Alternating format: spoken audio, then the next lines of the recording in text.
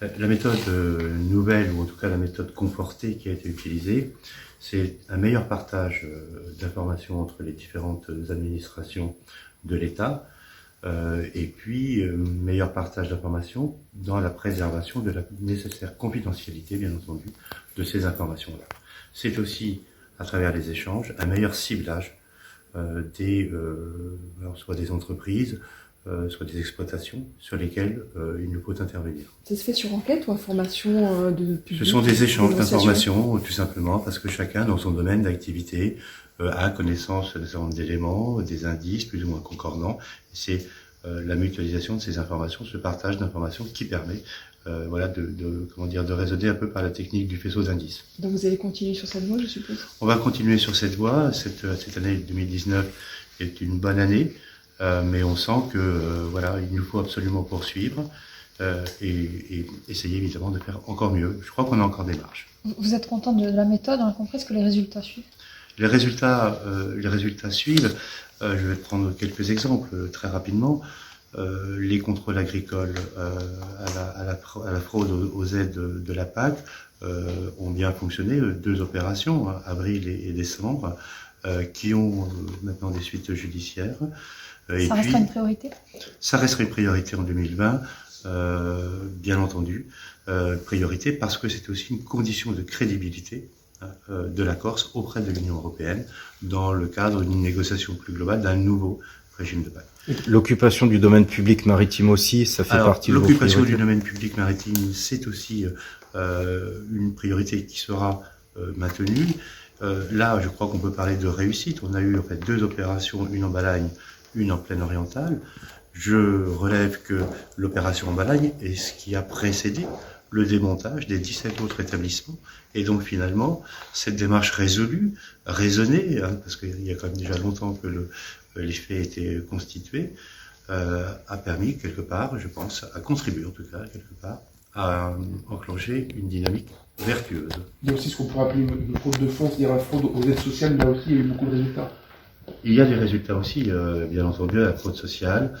C'est une fraude qui est, je dirais, plus multiple, plus protéiforme quelque part, et fait sans doute en termes d'échelle par un nombre plus important de personnes. C'est un autre type d'approche, un autre type de travail, un investissement différent, mais pour lequel, là encore, on a des résultats et qu'il nous faut conforter. On peut rester sur le terrain de la procédure administrative parce que administrativement, il peut y avoir un certain nombre de sanctions qui peuvent être prononcées en répression à des faits qui ont été constatés lors d'un contrôle du CODAF. Ça peut être, comme je vous l'ai indiqué, des fermetures administratives, par exemple d'établissements qui ne respecteraient pas la réglementation. Ça peut être des amendes administratives, mais on peut aussi, bien sûr, faire le choix, dès lors qu'une infraction a été constatée, de judiciariser et donc d'ouvrir une enquête judiciaire. Simplement, à l'issue de l'enquête judiciaire, on peut choisir de recourir à des alternatives aux poursuites et non pas décider de renvoyer devant le tribunal correctionnel pour juger les infractions dont il s'agit. En matière de lutte contre le travail dissimulé, le choix qui a été fait de politique pénale, pour des faits isolés, pour des faits qui sont peu graves, qui ne se sont pas, bien sûr, prolongés dans le temps, et surtout à partir du moment où la personne en cause n'est pas déjà connue des services de justice, et qu'elle reconnaît elle-même l'infraction qui a été constatée, le choix a été fait donc de recourir notamment aux mesures de composition pénale. Ça a été le cas en matière de travail dissimulé, puisque sur 79 compositions pénales qui ont été ordonnées au titre de l'année 2019, 75 l'ont été en matière de travail dissimulé et ont permis de prononcer des amendes pour un montant cumulé de 121 200 €. Donc c'est dire si effectivement le choix de recourir à ce mode de poursuite est parfaitement adapté à ce contentieux en particulier. Ces procédures ont un avantage, celle de désengorger ce qui est aujourd'hui le tribunal judiciaire. C'est exactement ça. La juridiction, à partir du moment où elle n'est pas saisie dans le cadre d'une audience classique, est désengorgée, ou en tout cas elle n'a pas un surcroît d'activité. Et puis aussi, ça présente l'avantage de la rapidité en ce qui concerne la sanction qui est prononcée à l'encontre de la personne, à l'encontre du prévenu. Est-ce que c'est considéré quelque chose de plus grave, le travail dissimulé, que la fraude sociale ou fiscale? C'est quelque chose Alors, tout est grave en matière de fraude. C'est justement le principe du CODAF de lutter contre les fraudes de toute nature. Je vous ai parlé également tout à l'heure des prestations sociales qui ont été frauduleusement obtenues dans un certain nombre de cas. Il y a la fraude fiscale, il y a le travail dissimulé. Tout est grave et c'est l'objectif du CODAF de pouvoir mener des actions concertées, de définir un certain nombre d'axes prioritaires pour concentrer les moyens sur un certain nombre de secteurs, d'activités, d'établissements, de manière à obtenir le plus de résultats possible. Mais tout est grave, simplement en fonction des faits, en fonction de la personnalité, bien sûr, également de la personne qui sera contrôlée en infraction. La réponse pénale ne sera pas la même, mais c'est le principe, bien sûr, qui vaut pour tous les contentieux de manière générale. Vous pouvez nous faire un point sur les fraudes à la prime européenne sur la PAC? Alors, c'était un des axes prioritaires de 2019, mais qui a été également, bien sûr, renouvelé pour l'année 2020.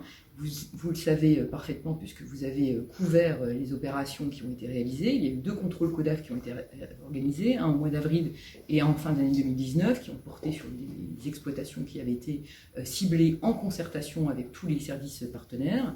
2 contrôles CODAF qui ont amené à l'ouverture d'enquêtes judiciaires, parce qu'il y avait effectivement des soupçons particulièrement des soupçons qui ont été étayés de fraude dans l'obtention de primes agricoles. Ce sont 2 enquêtes judiciaires qui ont donc été ouvertes et qui ont permis d'ores et déjà, qui sont en cours, donc je ne vous donnerai pas plus d'éléments puisque les investigations se poursuivent désormais, elles ont été confiées au service de la gendarmerie. Ce sont 2 enquêtes qui ont déjà permis de réaliser des saisies pénales à hauteur d'à peu près 267 000 €, de manière à pouvoir, dans la perspective des poursuites, permettre à la juridiction de confisquer un certain nombre de biens ou de sommes, en l'occurrence, qui ont été d'ores et déjà saisis. D'autres personnes sont visées ou pas dans ces primes? D'autres enquêtes sont ouvertes concernant d'autres agriculteurs? Comme je vous l'ai indiqué, les contrôles seront poursuivis.